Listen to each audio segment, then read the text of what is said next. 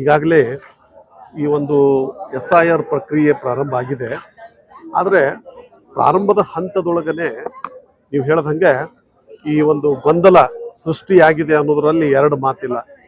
ಯಾಕಂದರೆ ನಮಗನಿಸ್ತದೆ ಆ BLO ಯಾರನ್ನ ಸರ್ಕಾರ ನೇಮಕ ಮಾಡಿದೆ ಸರಿಯಾದಂತಹ ಅವರಿಗೆ ಒಂದು ತರಬೇತಿಯನ್ನು ಕೂಡ ಕೊಟ್ಟಿಲ್ಲ ಇವರು. ಹೀಗಾಗಿ ಏನಾಗ್ತಾ ಇದೆ ಅಂತಂದರೆ ಮನೆಗೆ ಹೋಗಿ ಆ ಫಾರ್ಮ್ಗಳನ್ನು ಕೊಟ್ಟು ಅವರಿಗೆ ಅವರು ಪ್ರತಿ ಮನೆಗೆ 3 ಸಲ ವಿಸಿಟ್ ಕೊಟ್ಟು ಅವರಿಗೆ ಯಾವ ರೀತಿಯಾಗಿ ತುಂಬಬೇಕು ಅನ್ನೋದನ್ನು ಹೇಳಿ ಮತ್ತೆ 2ನೇ ಬಾರಿ 3ನೇ ಬಾರಿ ಆ ಫಾರ್ಮ್ಗಳನ್ನು ತೊಗೊಂಡು ಬರಬೇಕು ಅವರು.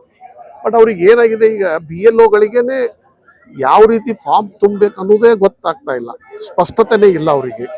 ಹೀಗಾಗಿ ಏನು ಮಾಡ್ತಾ ಇದ್ದಾರೆ, ಎಲ್ಲೆಲ್ಲಿ ದೇವಾಲಯಗಳಿರ್ತವೆ, ಮಸೀದಿಗಳಿರ್ತವೆ, ಕಲ್ಯಾಣ ಮಂಟಪಗಳಲ್ಲಿ ಅಥವಾ ಶಾಲೆಗಳಲ್ಲಿ ಕುತ್ಕೊಂಡು ನೀವೇ ಇಲ್ಲಿ ಬಂದು ಫಾರ್ಮನ್ನು ತೆಗೆದುಕೊಂಡು ಹೋಗ್ರಿ ಅಂತಕ್ಕಂತಹ ಮಾತುಗಳನ್ನು ಆಡ್ತಾ ಇದ್ದಾರೆ.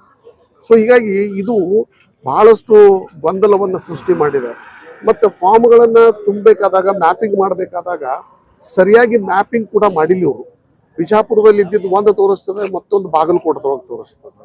ಸೊ ಹಿಂಗೆ ಗೊಂದಲದಿಂದಾಗಿ ಮತದಾರರು ಏನು ಮಾಡಬೇಕು ಅನ್ನೋದು ಕೂಡ ಸಮಸ್ಯೆ ಆಗಿದೆ. ಮತ್ತು ಇನ್ನೊಂದು ಏನಾಗಿದೆ, ಕೆಲವೊಂದು BLOಗಳಿಗೆ ಕನ್ನಡ ಮಾತಾಡೋಕ್ಕೆ ಬರುವುದಿಲ್ಲ. ಅಂಥವ್ರನ್ನ ಎಲ್ಲಿ ಅವ್ರನ್ನ ಬಳಕೆ ಮಾಡ್ಕೋಬೇಕು ಅಂಥ ಸ್ಥಾನಕ್ಕೆ ಅವ್ರನ್ನ ಕಳಿಸ್ಬೋದು. ಈಗ ಫಾರ್ ಎಕ್ಸಾಂಪಲ್ ಈಗ ಉರ್ದು ಟೀಚರ್ಸ್ ಇರ್ತಾರೆ, ಅವ್ರಿಗೆ ಕನ್ನಡ ಬರೋದಿಲ್ಲ.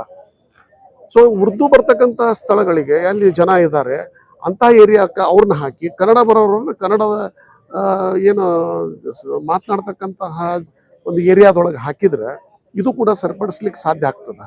ಸೊ ಹೀಗಾಗಿ ಇಲ್ಲೇನದ ಅಂತಂದ್ರೆ ಈ SIR ಪ್ರಕ್ರಿಯೆ ಟೋಟಲಿ ಸರ್ಕಾರ ಅದನ್ನು ಭಾಳ ಸೀರಿಯಸ್ ಆಗಿ ತೆಗೆದುಕೊಂಡಿಲ್ಲ ಅಂತ ಅನಿಸ್ತದೆ. ಮತ್ತು 29ನೇ ತಾರೀಕಿಗೆ ಲಾಸ್ಟ್ ಡೇಟ್ ಇದೆ, ಅಷ್ಟರೊಳಗೆ ಇದನ್ನು ಮುಗಿಸ್ಲಿಲ್ಲ ಅಂತಂದ್ರೆ ಪ್ರಕ್ರಿಯೆ ಅಲ್ಲಿಗೆ ಅರ್ಧಕ್ಕೆ ನಿಂತು ಬಿಡ್ತದೆ, ಮತದಾರರು ಹೊರಗೆ ಉಳಿದು ಬಿಡ್ತಾರೆ. ಸೊ ಹೀಗಾಗಿ ಇವತ್ತು ನಾವೆಲ್ಲರೂ ಭಾರತೀಯ ಜನತಾ ಪಕ್ಷದ ವತಿಯಿಂದ DC ಅವರಿಗೆ ಒಂದು ಮನವಿಯನ್ನು ಕೊಡ್ಲಿಕ್ಕೆ ಬಂದಿದ್ವಿ. ಮನವಿಯನ್ನು ಕೊಟ್ಟು ಏನೇನು ಸಮಸ್ಯೆಗಳಿದಾವೆ ಆ ಎಲ್ಲ ಸಮಸ್ಯೆಗಳನ್ನು ಅವ್ರಿಗೆ ವಿವರವಾಗಿ ತಿಳಿಸಿದ್ವಿ. ಅದಕ್ಕೆ ಸರಿಯಾದ ಒಂದು ಸ್ಪಂದನೆಯನ್ನು ಮಾಡ್ತೀನಿ ಅಂತೇಳಿ ಜಿಲ್ಲಾಧಿಕಾರಿಗಳು ಒಂದು ಭರವಸೆಯನ್ನು ಕೊಟ್ಟಿದ್ದಾರೆ. ಮತ್ತು ಮುಂದಿನ ಒಂದು ಪ್ರಕ್ರಿಯೆಗಳ ಅವುಗಳಾದ್ರೂ ಸರಿ